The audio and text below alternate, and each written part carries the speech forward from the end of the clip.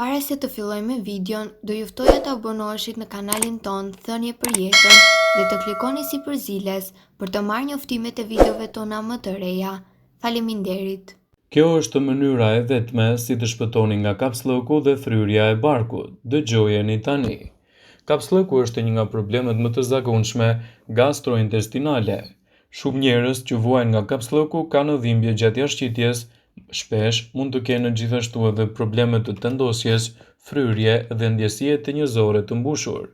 Pothuajse çdo njeri mund të vuajë nga kapslloku në momente të caktuara për shkak të dietës së varfër ushqimore ose probleme të ndryshme shëndetësore. Ja ushqimet sipas health.com, të cilat janë të pasura me fibra dhe ndihmojnë për një jashtëqitje më të lehtë, më të hershme dhe gjithashtu pa probleme. Bishtajoret. Bishtajoret si fasule, thjerrza, qiqrat kanë një sër përfitime shëndetësore. Ato janë të mira të përfshijnë në çdo ditë në dietën tuaj duke qenë se janë të pasur me fibër, proteinë, vitaminë dhe mineral. Vetëm një kup me fasule mund të shton 6 deri në 15 gram fibër tek sallata, supa ose tava, që do të përgatisni në varësi të fasuleve që përdorni. Brokoli. Brokoli futet në listën e super ushqimeve pasi është jo vetëm i shijshëm, por edhe i shëndetshëm. Ai është një burim i mirë i vitaminave, proteinave dhe fibrave. Brokoli përmban dhe ul rrezikun e zhvillimit të sëmundjeve të ndryshme si sëmundjet të zemrës, diabeti tipi 2 dhe lloje të ndryshme të problemeve. Konsumi i tij është gjithashtu i rëndësishëm për tretjen. Shtoni një kup me brokoli të gatuar në drekë ose në darkë për të marrë 5 gram e gjysmë me fibër shtesë. Spinaqi. Një kup me spinaq siguron 4 gram fibër dhe përmban magnez, një mineral që mund të ndihmojë në jashtëqitje. Magnezi gjendet shpesh në laksativ, megjithatë është i pranishëm edhe në ushqime të ndryshme. Këto të dyja janë të sigurta për njerëzit dhe mund të shtohen vazhdimisht edhe në dietën tuaj. Për të lehtësuar problemet e kapslokut, mund të pini çaj me limon dhe mjaltë. Kjo përzierje është shumë efikase për situatën tuaj stresuese që do të sjellë rezultate të kënaqshme për organizmin tuaj. Përfshirja e kësaj përbërje mund të jetë një zgjidhje shumë e mirë në lehtësimin e jashtëqitjes. Përgatisni një çaj duke shtuar mjalt dhe limon në një ujë. Mjalti është një qetësues dhe gjithashtu ndihmon për të zvogëluar thartirën e çajit të shkaktuar nga limoni.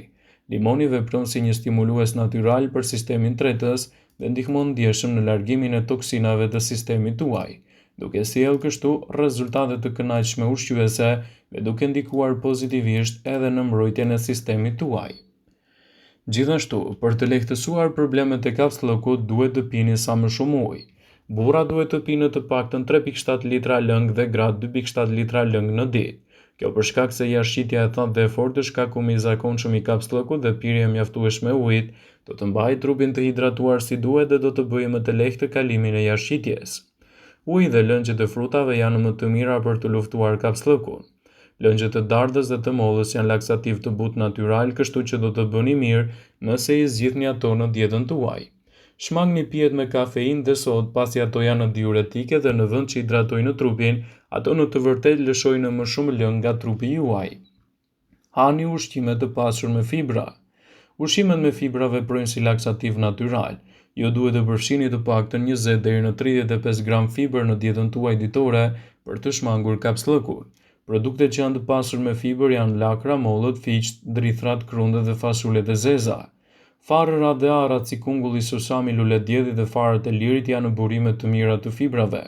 Kujdes, mos hani fara liri nëse vuani nga çrregullimet e gjakderdhjes, problemet e zorrës ose presioni i lartë i gjakut.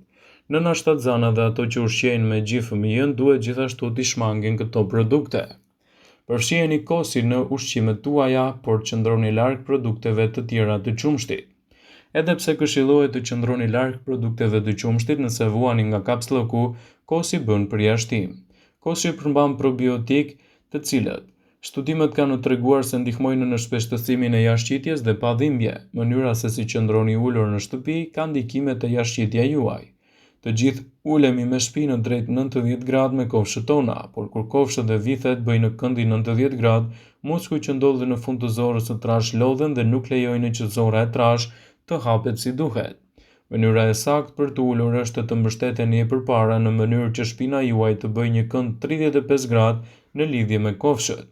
dhe kështu do ta keni më të lehtë edhe problemin tuaj të jashtëqitjes.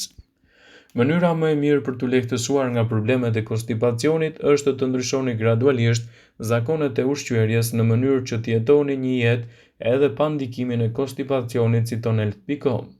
Kapslëku mund të shkaktohet për arsye të ndryshme, një dietë me pak fiber, jo e mjaftueshme, që gjendet edhe në situata të caktuara dhe përdorimi i ilaçeve të ndryshme mund të shfaqin shqetësime të kapslëkut. Ndërsa kapslëku kronik mund të jetë një shenjë e gjendjeve serioze shëndetësore, duhet të adresohet tek mjeku. Por ka disa mënyra se si ta lehtësoni atë sipas mjekëve. Konsumoni sa më shumë ujë. Uji është me të vërtetë i rëndësishëm për lehtësimin e kapslëkut, citon Rudolf Bedford, gastroenterolog. Nëse thjesht nuk jeni një person që e doni ujin, eksperti Lin rekomandon që të përpiqeni të konsumoni lëngje të tjera ose ushqime që përmbajnë sasi të lartë të ujit. Uji dhe lëngjet e frutave janë të mira për të luftuar kapslëkun. Konsumoni sa më shumë ushqime të pasur me fiber. Fibra dietike janë një lloj karbohidrati gjetur në fruta, perime dhe tërshër, që ndihmojnë me jashtëqitje duke përfshirë të paktën 20 deri në 35 gram fiber në dietën ditore për të shmangur kapslëkun. Produktet që janë të pasur me fiber janë lakra, mollët, drithrat dhe fasulet e zeza.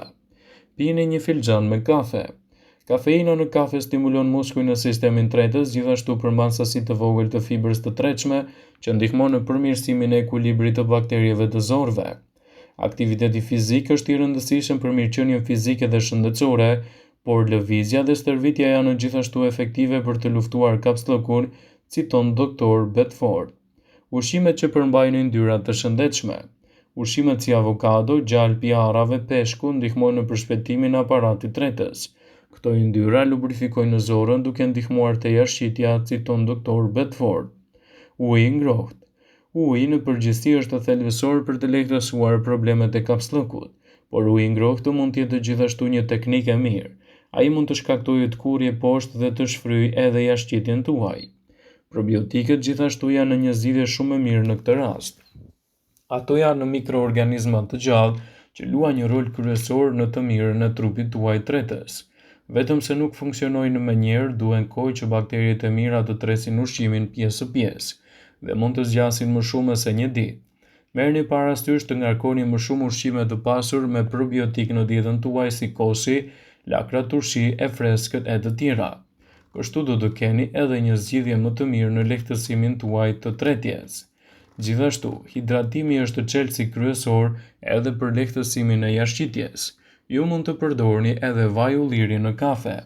Kafeja është e njohur shpesh në stimulimin e lëvizjeve të zorëve dhe këtë e vërtetojnë kërkime shkencore, duke përfshirë edhe një studim të vitit 2022 të botuar në revistën Nutrients, që raporton se kafeja gjithashtu stimulon sekretimin e lëngjeve gastrike dhe të zorëve.